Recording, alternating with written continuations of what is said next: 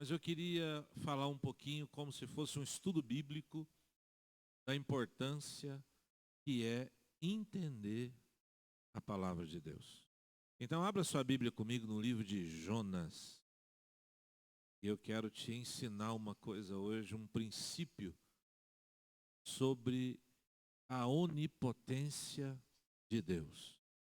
O nosso Deus, ele é todo poderoso. Então, o nome disso é onipotência. Ele tem todo o poder e toda a autoridade nos céus e na terra. E o nosso Deus, ele é onipresente, né? No Dia das Mães agora, eu vi uma frasezinha, que não é muito certa, né? Diz assim, olha, é um princípio judaico, mas não é verdade que seja judaico. Diz assim, que Deus não pode estar em todos os lugares, por isso criou a mãe. A mãe parece que está em tudo quanto é lugar, né?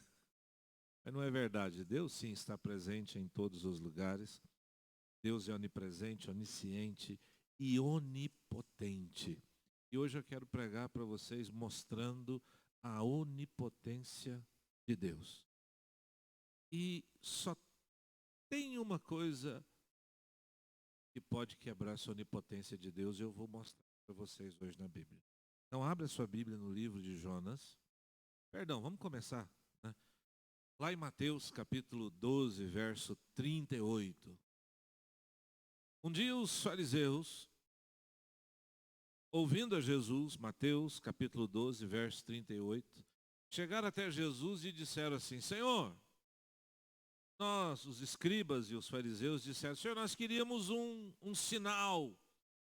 Se o Senhor de fato é quem deveria ser, se você de fato é o Messias, nós queremos um sinal de que o Senhor está dizendo é a verdade. E Jesus disse assim: uma geração má e incrédula. Era a geração daquele tempo que recebeu a Jesus com maldade e incredulidade. Hoje nós vivemos um tempo de maldade e de muita incredulidade. Eu posto alguns vídeos falando, eu gosto de falar sobre Apocalipse, sobre Gênesis, e muitas pessoas elogiam, muitas outras dizem isso aí já foi, isso vai ser, e é uma incredulidade no coração das pessoas terrível. Então Jesus diz: vocês são maus e são incrédulos, e outro sinal não terão da minha parte que senão o sinal de Jonas. Então Jesus aqui fala qual é esse sinal, o sinal de Jonas. Ele disse: olha, como Jonas esteve 3 dias, como é que está aí na sua Bíblia? E 3 noites, dentro da barriga ou no ventre de um grande peixe, ou de uma baleia, pode falar, Isabel, fica tranquila. Ela está me ajudando aqui, né? Assim estará o Filho do Homem por 3 dias, onde? E 3 noites no seio da terra. Então abra sua Bíblia aí que vocês vão me ajudar a pregar hoje. Em nome de Jesus, vocês vão, quem está nos assistindo aí pelo YouTube, Instagram, o que mais nós estamos transmitindo? YouTube, Instagram, Facebook e TikTok, né? Quem está nos assistindo por aí, abra sua Bíblia que você vai me ajudar também. Na verdade, deixa eu dizer a vocês, houveram 2 sinais para Jonas, para a cidade de Nínive. Jesus fala de um aqui. Quando Jesus morre, o que acontece na hora da morte de Jesus? Quem se lembra? Tem um terremoto e o que mais? O véu do templo se rasga. Nós cantamos uma música assim: a terra escureceu, o sepulcro se abriu. No momento da morte de Jesus, houve também um eclipse. Nós quase não vemos isso. E o primeiro eclipse registrado que os astrônomos modernos registraram foi um eclipse exatamente lá na Assíria. Na época, tem o dia exato, mais ou menos na época em que Jonas foi enviado a Nínive para pregar. E o nome desse eclipse é Bursagali, ou Sagali, Bursagali, esse nome mesmo, Bursagali. Depois vocês pesquisam aí na internet e vocês vão ver que Jesus, na verdade, deu dois sinais.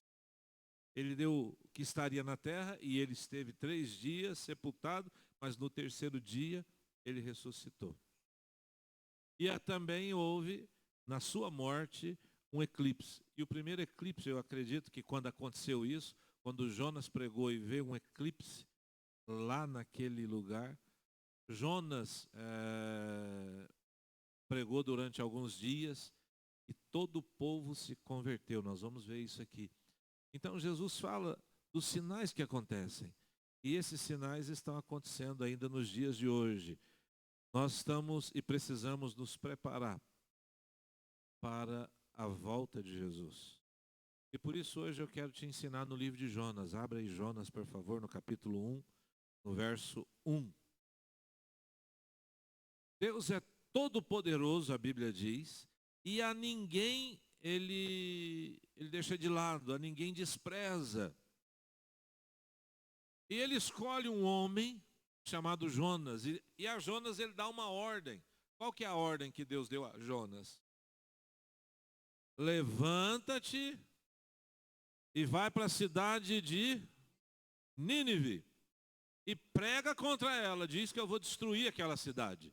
Nínive é a atual cidade de Mossul, lá no Iraque.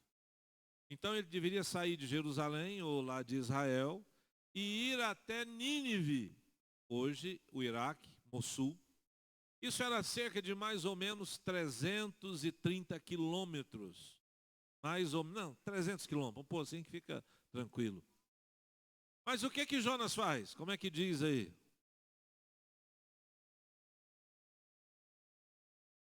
Jonas obedece a Deus? Não. O que ele faz? Ele foge. Vai para onde? Tarsis. Tarsis é a atual Espanha. Nós conhecemos como Espanha e tem até hoje lá uma praia chamada Tarsis, né? Ou um lugar. E Tarsis está exatamente a 3.500 quilômetros de distância de onde estava Jonas. Difícil, né? Então Jonas não quer obedecer a Deus. E ele vai embora. Pega um navio, ó, foge. Mas o que acontece? Hã?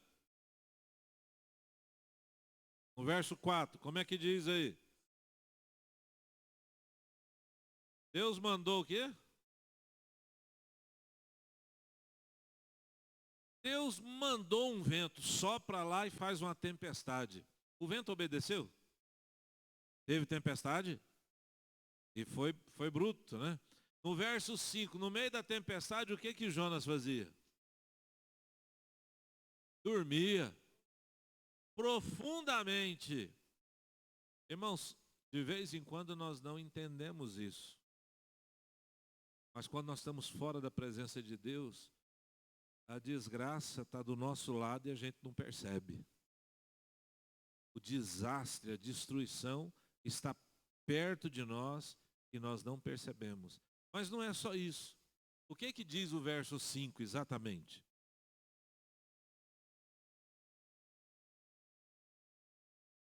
Os marinheiros começaram a clamar, cada um ao seu Deus. Tinha gente ali que acreditava em tudo quanto é religião. E o que mais? Lançaram no mar todas as suas cargas. Irmão, quando você está fora da presença de Deus, além de destruir, de desobedecer a Deus, tem um problema. Você causa prejuízo para todo mundo que está ao seu redor. O dia que você sai da presença de Deus, sai da vontade de Deus, todo mundo que tiver ao seu redor vai sofrer. Por isso que é muito importante que você permaneça na presença de Deus. A sua estadia no caminho do Senhor, na palavra de Deus, é extremamente importante. Jonas era o quê? Era um servo de Deus, um mensageiro de Deus, um profeta de Deus. Eu conversava com a minha mãe, estava preparando essa mensagem, eu falei, mãe, o que a senhora acha de Jonas? E minha mãe disse assim, ele foi um rebelde. Assim, ele era rebelde? Ele falou, não, ele não era rebelde. Ele foi rebelde. Ele não era rebelde o tempo todo. Ele foi rebelde por um tempo. Antes de ser rebelde, ele era um homem a quem Deus escolheu para pregar a palavra. Assim como cada um de nós, Deus escolheu. Vocês viram aqui o Jefferson tocando. Eu não tenho nenhum dom. Meu avô, o pai da minha mãe, quis que eu tocasse. E a maioria de vocês não sabe, mas eu aprendi a tocar pelo menos metade de uma música numa sanfona. Eu já tentei ser sanfoneiro uma vez, irmão. Vocês não sabiam disso, né? E aí eu aprendi a tocar e ele me ensinou a tocar o teclado. A música era assim: faz um ano que ela foi, nunca mais voltou. Essa parte da música eu lembro. Era pam, pam, pam, pam, pam. Aí ele falou, agora você toca o baixo. Que era do outro lado, você tem que ficar. Pam, pam, pam, pam, pam, pam, pam, pam. Eu falei, não dou conta de coordenar os dois braços. Desisti. Desisti da sanfona. Não deu para ser sanfoneiro. Eu não tenho dom como Jefferson. Cada um de vocês tem um dom e um chamado de Deus. O dia que você sai desse chamado, vai dar problema para você e para todo mundo que está ao seu redor. Cada um de nós aqui tem um chamado para ensinar a palavra, para cantar, para orar, para cuidar de filhos, para gerar dinheiro. Mas todos nós temos um propósito em comum: fazer discípulos. Todos nós necessitamos fazer discípulos. Esse moço escolhido por Deus, Jonas, nesse momento, fugiu da palavra, desobedeceu a Deus e foi para 3.000 e tantos quilômetros de distância, causando prejuízo para todo mundo que estava ao seu redor. Até que por fim, quando lançaram sortes, descobriram: Jonas é o problema. O que era a solução? Foram lá e olharam para Jonas, ele estava dormindo, tranquilamente, todo lá. Aí acordaram e disse: ô dorminhoco, levanta, rapaz, o que você fez? E Jonas levanta e diz: me joga fora, porque o problema sou eu. Irmãos, Jonas preferia morrer afogado no meio de uma grande tempestade do que obedecer a Deus. Em determinado momento da vida dele, ele disse: me lança no mar. Vocês vão ficar tranquilos, pode me jogar fora. Os marinheiros, entendendo que só assim podiam fazer, eles oram a Deus, pedem perdão a Deus e lançam Jonas no mar. E o que acontece? No verso 17, o que Deus faz? Como é que está escrito na sua Bíblia? Deus ordenou que um grande peixe engolisse Jonas. E Jonas esteve 3 dias e 3 noites na barriga ou no ventre desse peixe. Alguns dizem que é baleia, outros dizem que uma pessoa não passa na garganta da baleia, outros dizem que é um tubarão-baleia, porque aí dá para fazer isso. Eu só sei que é um grande peixe que obedeceu a Deus e foi lá e engoliu Jonas. E Jonas, com seu coração duro, endurecido, cheio de rebeldia, Jonas resiste 3 dias no ventre do peixe, querendo morrer e preferindo a morte do que obedecer a palavra de Deus. Mas Jonas, no 3º dia, faz uma oração. E ele ora a Deus, faz uma oração das mais lindas, pede perdão a Deus. E aí no verso 10 do capítulo 2, como é que diz? E Deus dá uma outra ordem para o peixe agora. Deus fala para o peixe: peixe, vai lá e coloca Jonas no lugar que ele saiu, lá na praia de onde ele saiu. E o peixe obedece a Deus. Eu não sei a que distância eles estavam, eu sei que Tarsis está a 3.500 quilômetros. Eu não sei a que distância foi essa tempestade, mas eu sei que foi um bom tempo. O peixe vai lá e durante 3 dias o peixe parece que está andando em direção à praia. E ele lança Jonas lá na praia E agora Deus fala com Jonas de novo, no capítulo 3, no verso 1, como é que diz? Veio a Jonas pela segunda vez, Deus dando uma ordem a Jonas. Deus disse, Jonas, faz o quê mesmo? Vai lá na grande cidade de Nínive, prega contra ela, porque eu vou destruir aquela cidade. E o que Jonas fez? Ele levantou e foi. Jonas pregou por alguns dias naquela cidade, por algumas semanas naquela cidade. E ao fim da pregação de Jonas, no capítulo 3, no verso 5, o que diz a palavra de Deus? Os ninivitas, ou os homens de Nínive, creram em Deus. E não apenas creram, eles tiveram uma mudança de vida. Eles proclamaram um jejum, vestiram-se de pano de saco, dizendo que estavam arrependidos. Desde o menor até o maior, até os animais foram obrigados a jejuar pelo rei de Nínive. Eles de fato se converteram. Jonas havia acabado de pregar e subiu para um monte de onde ele pudesse olhar a cidade, para ver a destruição da cidade. Mas quando ele viu que todo mundo se converteu, que as pessoas mudaram de vida, Jonas desagradou. O Jonas ficou muito triste. Olha no capítulo 4, no verso 1, como é que diz aí na sua Bíblia? Jonas ficou o quê? Muito aborrecido e com raiva. Tem outra tradução. Quem tem uma tradução? Hã?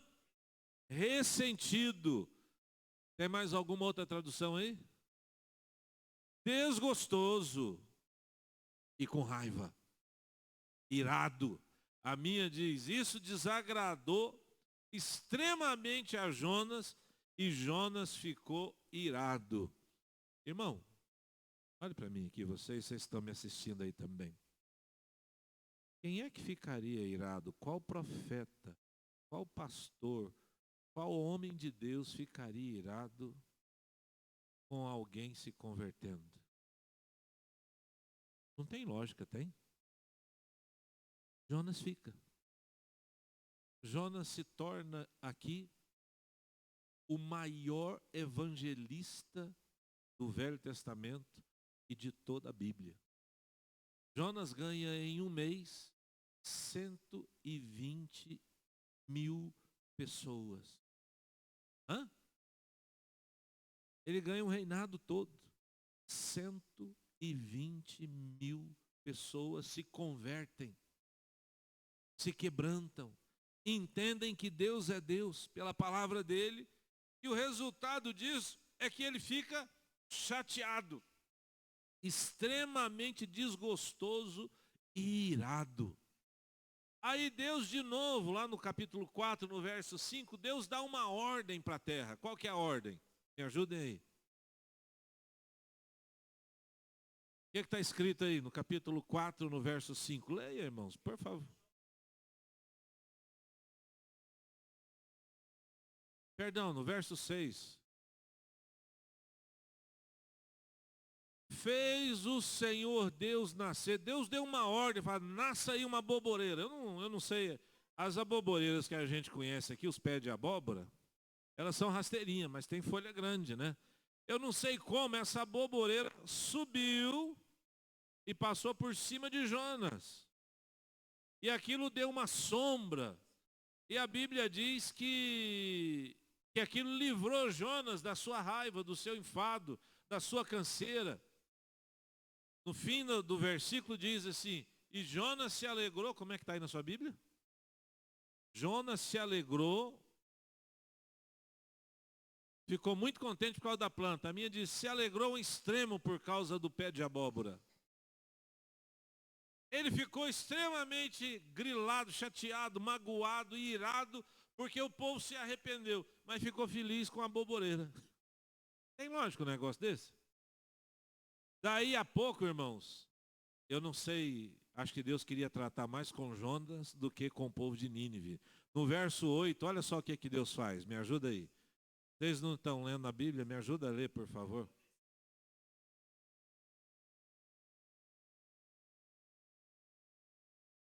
Perdão, antes, no verso 7,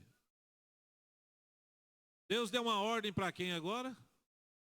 Para um verme, para uma lagarta, para um vermezinho. O que o verme fez? Matou e secou. Deus deu uma ordem, falou: verme, vai lá e mata essa boboreira para mim. E ela secou. Jonas ficou irado de novo. E Deus agora manda um vento e vem o sol na cabeça de Jonas. E o sol feriu a cabeça de Jonas e o sol era tão grande, tão forte, que Jonas desmaia. Está no verso 8. E Jonas, a Bíblia diz, desejou com toda a sua alma morrer, dizendo, melhor é morrer do que viver. Pergunto para os irmãos, Jonas tinha razão para dizer isso? Não parece de vez em quando alguns crentes que vocês conhecem, quando olham no espelho? Hoje eu estou mostrando para vocês no livro do profeta Jonas um princípio bíblico que eu e você precisamos aprender. Qual é esse princípio? Presta atenção. Eu falei tudo isso só para falar uma coisa para vocês. O maior peixe do oceano e o menor verme da terra, de um a outro, todos obedecem a Deus. O vento obedece a Deus. A terra obedece a Deus. Até os vermes obedecem a Deus. O sol obedece a Deus. A água obedece a Deus. O mundo está cheio de leis que Deus criou. De vez em quando o homem descobre a lei da gravidade, a lei disso, da rotação, a lei da translação. Todas essas leis foi Deus que criou. E todos obedecem a Deus. Só tem um que é rebelde. Só tem um a quem Deus deu livre-arbítrio. Eu e você. Aqui nessa história, Jonas foi o único que desobedeceu a Deus.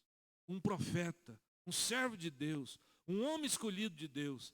Até os ninivitas, homens cruéis, bárbaros, eles ouviram a palavra e obedeceram. E um homem de Deus, não. E ainda ficou triste quando eles se converteram. Ficou triste por causa de uma boboreira e disse assim, eu prefiro morrer. E aí Deus vem e fala com Jonas. O que Deus fala com Jonas? No verso 9, abre aí por favor. Jonas 4, verso 9.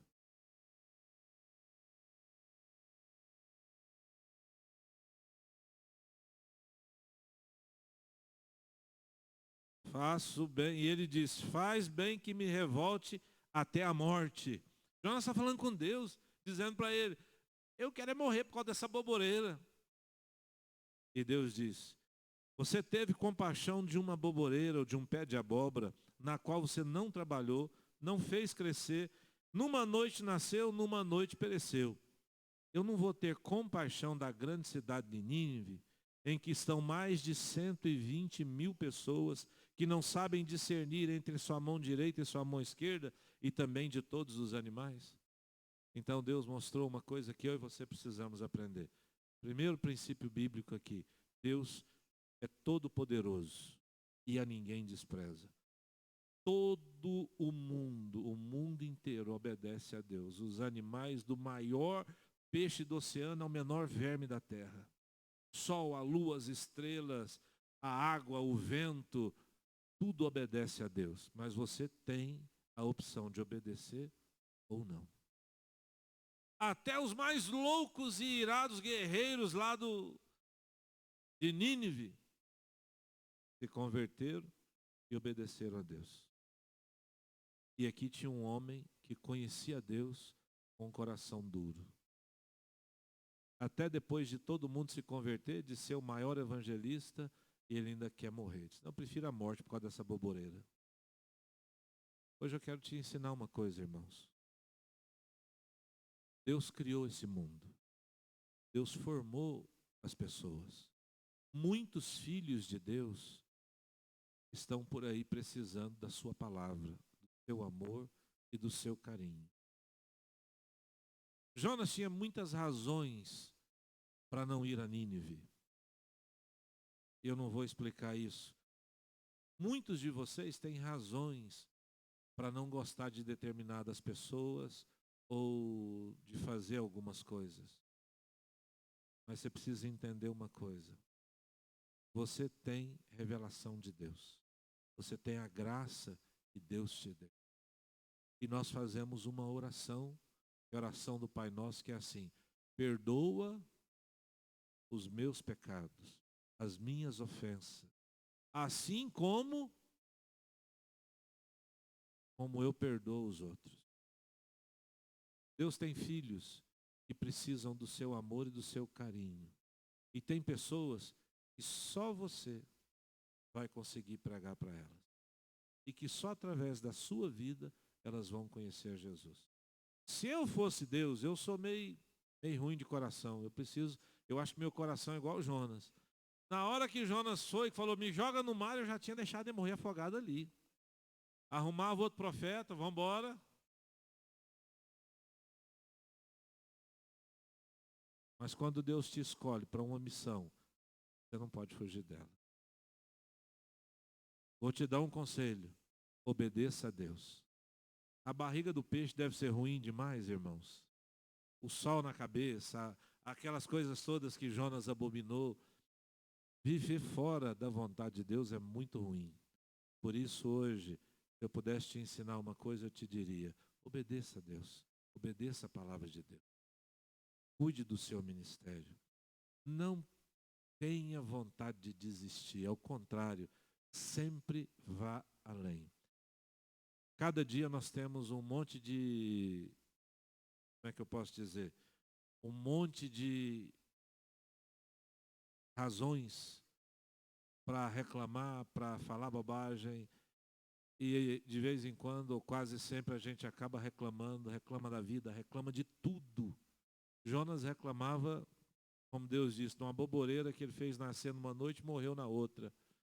E Jonas não tinha feito nada por aquilo. Deus nos tem dado uma boa vida, graças a Deus. Deus tem dado boa vida aos nossos filhos. Então louve a Deus, pare de reclamar e faz o que Deus te mandou fazer, porque as coisas vão dar certo na sua vida. Amém? Queria que vocês ficassem de pé, eu quero orar por você. Põe a mão aí no seu coração. Vamos orar juntos hoje.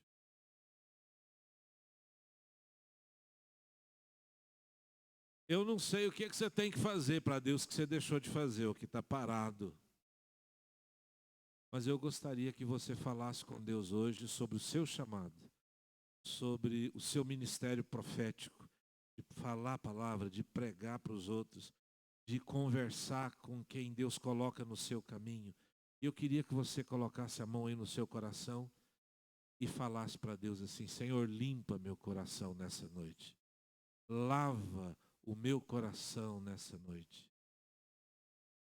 Lá, antigamente, Filhos do Rio, nós cantávamos uma canção simples que era assim: limpa o meu coração, Jesus. Lava o meu coração, Jesus. O Senhor, nessa noite, quer lavar o seu coração, limpar o seu coração de toda raiva, de toda mágoa, de toda razão, de todo caminho errado e te trazer para um lugar novo, diferente. Nínive nunca mais foi a mesma depois da pregação de Jonas. Assim vai ser na casa, nos lugares por onde você passar. Nunca mais serão os mesmos lugares. As pessoas vão mudar, vão se converter e Deus precisa de você cheio de graça, de unção, convertido, com um coração abençoado, com um coração não amargurado, mas com um coração cheio de paz, de amor e de alegria. E você ame as pessoas como Deus ama. Deus amou o mundo e o Senhor nos disse que o maior mandamento é amar a Deus e o segundo maior mandamento é amar o próximo como a nós mesmos. Que Deus restaure, restitua esse amor ao seu coração, em nome de Jesus. Amém? Levanta sua mão lá para o lado da sua casa. Seus parentes, seus amigos. Quantas pessoas precisam hoje te ouvir? Quantas pessoas precisam hoje dessa palavra que está aí no seu coração? Quantas pessoas estão indo para um caminho que não é o céu, estão indo para o inferno e precisam, como precisava aquele povo de Nínive, de uma palavra sua, do seu amor. Eu te peço hoje, estende a tua mão e ora por essas pessoas. Clama a Deus pelos teus parentes, pelos teus amigos, pelos teus irmãos que ainda não conhecem a Jesus. Eles não sabem discernir entre a mão direita e a esquerda. Eles não sabem o que é certo e errado. Eles pensam que sabem, mas não sabem. Precisam ainda da sua ajuda. Pai querido, em nome de Jesus, nessa noite, eu abençoo aos nossos amados, aos queridos da nossa alma, aos nossos parentes e irmãos, aos nossos companheiros, a todos por quem os teus servos oram nessa noite. E eu te peço, Senhor, que o Senhor nos dê a graça de alcançá-los, ministrar a eles e mostrar o caminho da salvação que há em Cristo Jesus. Eu oro a Ti, ó Pai, em nome de Jesus. Amém. A estrada é muito longa, vou continuar. Mesmo em meio às lutas, eu não estou só, te sinto aqui. A vida é mesmo assim, tantas aflições eu tenho que enfrentar, mas o Senhor está sempre a me proteger. Te sinto aqui.